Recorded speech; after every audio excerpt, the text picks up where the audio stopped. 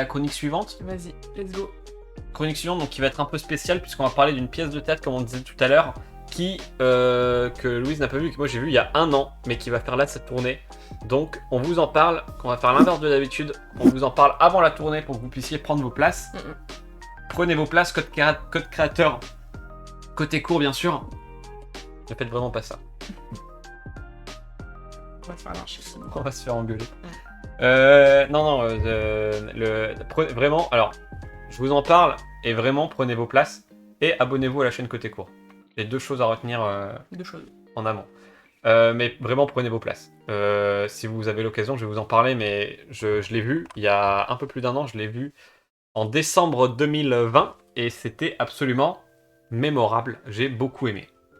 Alors, Tiffaine Raffier met en scène le spectacle La Réponse des Hommes.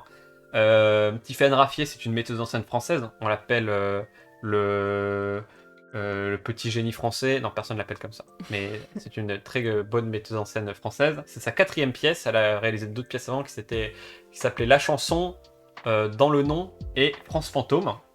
Et donc là, elle revient, elle est de retour.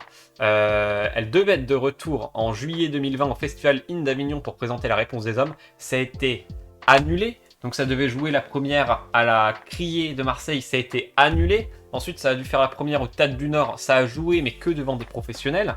Et là, enfin, on peut voir ce spectacle en tout public. Il a tourné justement à la Criée, il va tourner là, je vais vous montrer la tournée. Ça va tourner dans toute la France. Bon, pour ceux qui habitent à Marseille, du coup, c'est trop tard. Mais sinon, ça va tourner partout. Vous allez voir, c'est absolument formidable. Je vais vous montrer les dates de tournée. C'est fou. Prenez vos places. Donc, Tiffaine Raffier, qui s'intéresse aux œuvres de miséricorde. Et alors là, déjà, première question, qu'est-ce que c'est-il que les œuvres de miséricorde? Alors la miséricorde, c'est, je vais vous donner la définition exacte, comme ça on s'emmerde pas, c'est, excusez-moi, bam,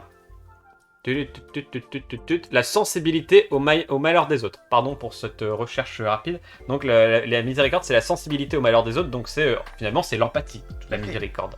Donc les œuvres de miséricorde, et là, ne vous enfuyez pas tout de suite, puisque je vais dire une dinguerie, mais dinguerie qui aurait pu aussi me dire, mais qu'est-ce que c'est que ce traquenard? Mais il n'en est rien, c'est tiré des œuvres de l'évangile. Donc les œuvres de miséricorde sont dans l'évangile selon saint Matthieu. Ne partez pas tout de suite, ça n'a rien à voir avec un spectacle biblique ou catholique ou quoi que ce soit d'autre. C'est un spectacle, tout ce qu'il y a de plus laïque, mais les œuvres de miséricorde sont dans l'évangile selon saint Matthieu. Et les œuvres de miséricorde, ce sont 15 préceptes, 15 phrases qui ont pour objectif d'être un bon chrétien et donc, si on extrapole, de faire le bien. Alors il y a 7 œuvres spirituelles, 7 œuvres physiques et une œuvre qui a été rajoutée en 2015 par le pape parce que finalement pourquoi pas. Voilà, il s'est dit bon, à un moment donné on va y aller. Donc exemple d'œuvres physiques, donner à manger aux affamés, donner à boire aux assoiffés, nourrir ceux qui sont, habiller ceux qui sont nus, guérir les malades. Voilà, quelques exemples.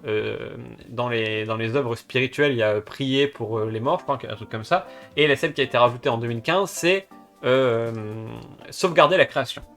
Donc sauvegarder la création, évidemment, donc look up, voilà, le réchauffement climatique, toutes ces trucs-là. Je crois que ça n'avait rien à voir pour lui. Hein. Ah bah non, pas du tout, non. Mais... Oui, t'es plus en mode de faire des gosses, quoi. Non mais moi je vous fais une interprétation, sauvegarder la création, qu'est-ce qu'on peut mettre derrière? Tiffaine Raffier lit ça, et c'est un peu tout ça, donc c'est comment faire le bien, et c'est l'envers du décalogue, qui sont les 10 commandements dont vous avez forcément entendu parler, ne serait-ce que par Michael Youn, finalement, le film, non, les 11 commandements. Les 10 commandements, c'est pas mais je rigole. Musical. C'est aussi, ouais. Ah non, ça c'est Roméo et Juliette. Enfin bref, vous connaissez normalement les 10 commandements, et les 10 commandements c'est l'inverse, c'est ce qu'il faut pas faire. Les œuvres de miséricorde c'est qu'est-ce qu'il faut faire, les 10 commandements c'est qu'est-ce qu'il faut pas faire. Tu ne tueras point. Non. Tu arrêtes. Tout de suite. Tu ne seras pas gourmand, je sais pas, je connais pas lui. Merde. Mais en tout cas voilà, il y a ces trucs là, c'est en gros comment être une bonne personne, globalement. Comment est-ce qu'on fait pour ne pas être une merde, en creux. Tutoriel pour ne pas être une merde par Tiffaine Raffier. Donc le spectacle part de ça, et en fait c'est hyper intéressant, moi j'ai trouvé ça passionnant. Pourquoi vous allez me dire? Eh bien parce qu'en fait on a 9 tableaux. Donc le spectacle, encore une fois je vais redire une dinguerie, vous allez vous dire mais tous les éléments sont réunis pour que je ne vienne pas. Alexis, pourquoi je devrais venir? Mais parce que c'est un spectacle formidable, allez le voir, nom de Dieu. Mais le spectacle dure 3h20, donc c'est un peu long, mais... Avec l'entracte inclus. Hein. Avec l'entracte inclus. En réalité c'est 2 fois 1h40. Ah, déjà, on est un peu moins. Un petit film, 30 minutes pour grailler un morceau et boire un verre, et ensuite de nouveau un petit film. la spécificité de ce spectacle, qui pour moi fait tout son génie, c'est que c'est 9 tableaux en fait, qui le plus long dure 35 minutes. Donc en fait c'est 9 tableaux, et dans chaque tableau on va prendre une ou deux œuvres de miséricorde. Donc par exemple dans un tableau on va pouvoir avoir nourrir les affamés et guérir les malades.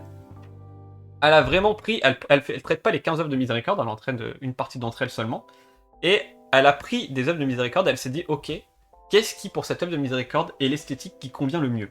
Donc on a des esthétiques très différentes, on va passer du théâtre normal à la captation vidéo, puisqu'on a des passages entiers en vidéo filmés à la caméra. On va avoir ce qu'on appelle du texte vidéo, c'est-à-dire c'est une forme au théâtre où en fait on a un écran qui projette comme si vous écriviez en Word, un document Word en direct. Eh bien il y a une scène comme ça où on voit un document Word qui est écrit devant nous en direct, avec quelqu'un qui va nous écrire une lettre par exemple, vous voyez, c'est comme si on avait une lettre qui était écrite devant nous en direct.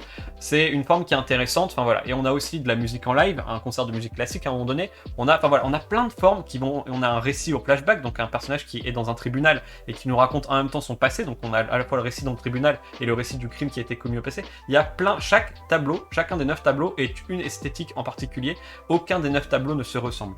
C'est hyper important. Ça veut dire que une fois je l'ai dit, on m'a dit de pas le dire, mais je vais le dire quand même, je m'en fous.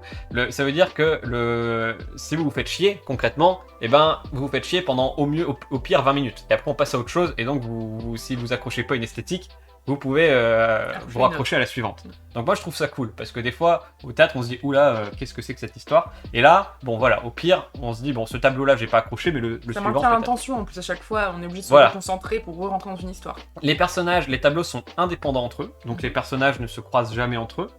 Parfois, il y a des personnages qu'on a vus dans une œuvre, qu'on va revoir dans l'autre, et c'est plus un clin d'œil que nécessaire pour la bonne compréhension du truc. Et là où il y a le fond du spectacle qui est hyper intéressant, c'est que Tiffaine Raffier, et c'est là le génie du spectacle, elle va questionner nos préjugés moraux. Alors Louise, qu'est-ce que c'est votre préjugé moraux? Qu'est-ce que c'est un préjugé moral? Eh bien par exemple, si je vous dis en fait, les œuvres de miséricorde, ce sont des poncifs. Ce qu'on appelle des poncifs, c'est-à-dire des trucs qui sont évidents.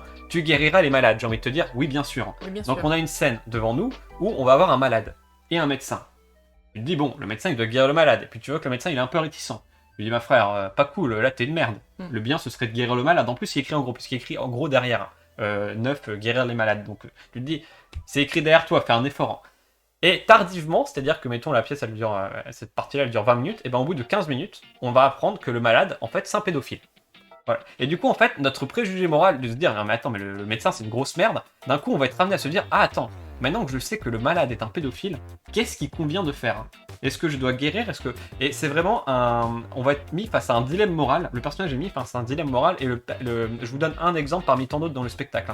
Le spectateur, en fait, va être mis face à ses propres dilemmes moraux. C'est-à-dire, on se dit, non mais là c'est évident, en fait, voilà, nourrir les affamés, oui, on nourrit. Si quelqu'un meurt de faim, on lui donne à manger. Oui, mais si je te donne cette information en plus, qu'est-ce qu'il en est? Est-ce que là d'un coup on rentre pas dans un dilemme d'éthique et de morale? Donc là vraiment c'est passionnant, parce que dans le spectacle on se surprend parfois à rester sur ses positions, parfois à se dire ah ok en fait non pas du tout, je change complètement d'avis. Elle vient en tout cas questionner, voire contredire ce qu'on pense. C'est absolument passionnant, je trouve, comme approche. Moi en tout cas, je trouvais ça passionnant. Au niveau de la scénographie, on est sur un mur. Il y a un immense mur derrière qui fait 5 mètres de haut sur 10 mètres de long. Et en fait, il va venir avancer ou reculer du lointain. Ce qui fait que l'espace sur scène diminue ou grandit. Derrière cet espace, il y a des cabinets, des espèces de mini-studios dans lesquels on peut filmer en direct des éléments. Ce qui est aussi très intéressant, puisque comme je le disais, il y a des trucs qui sont retransmis en direct sur grand écran. La personne qui fait la vidéo, c'est Pierre Martin, qui est un vidéaste que j'ai déjà vu dans plusieurs spectacles, et qui est un crack, hein, tout simplement. Voilà, il fait aussi la vidéo sur Julien Gosselin, qui est aussi un très grand metteur en scène français. Enfin bon, Pierre Martin, c'est un des plus grands vidéastes dans la scène du théâtre contemporain aujourd'hui. Voilà, tout simplement. Donc c'est lui qui fait, la distribution Vend du Rêve, il y a les comédiens, je vais pas rentrer dans le détail, mais il y en a plusieurs avec lui qu'on a déjà vu dans d'autres spectacles, et puis pour les avoir vus, vraiment, ça vaut vraiment le détour.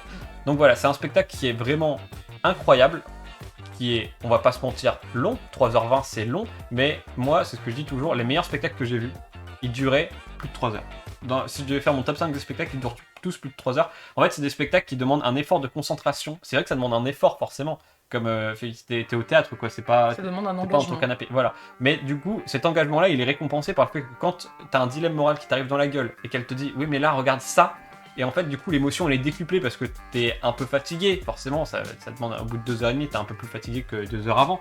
T'es forcément plus sujet à l'émotion. Enfin voilà, tu vis une expérience commune avec les spectateurs. C'est difficile à décrire, mais en tout cas, pour moi, les spectacles qui durent les plus longtemps sont souvent ceux qui procurent le plus d'émotions, dans le sens où ils vont vraiment travailler sur un truc, un effort physique que tu as fait.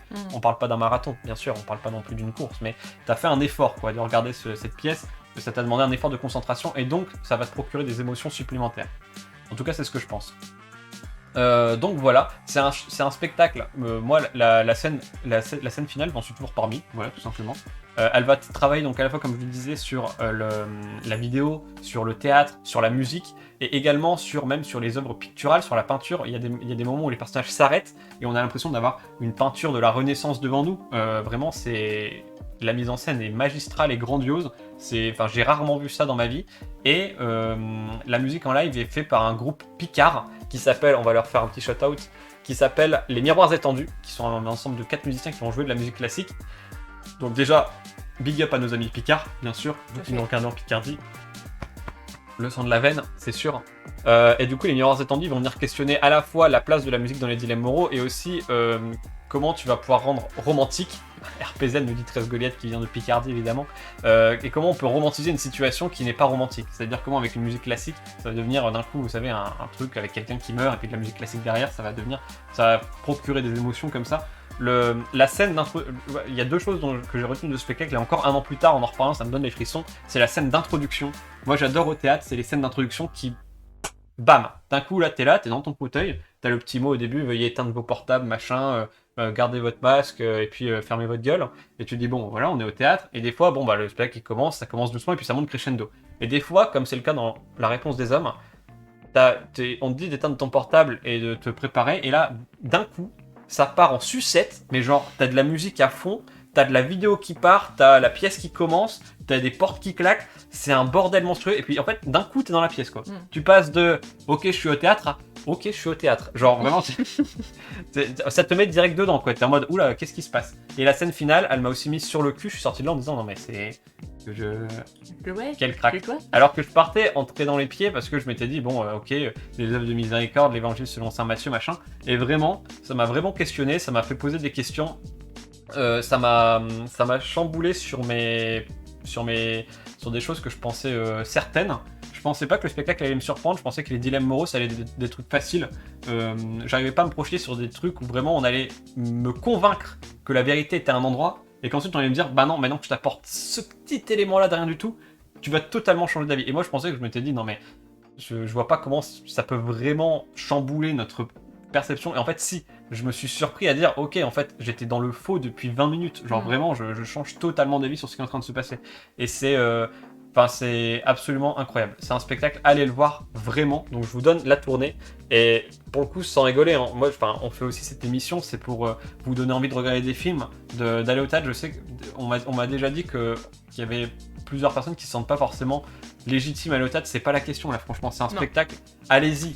On n'est pas là pour vous présenter des pièces qui demandent une réflexion autour. Là, en fait, là, ce qu'on vous dit, c'est on vous donne des outils.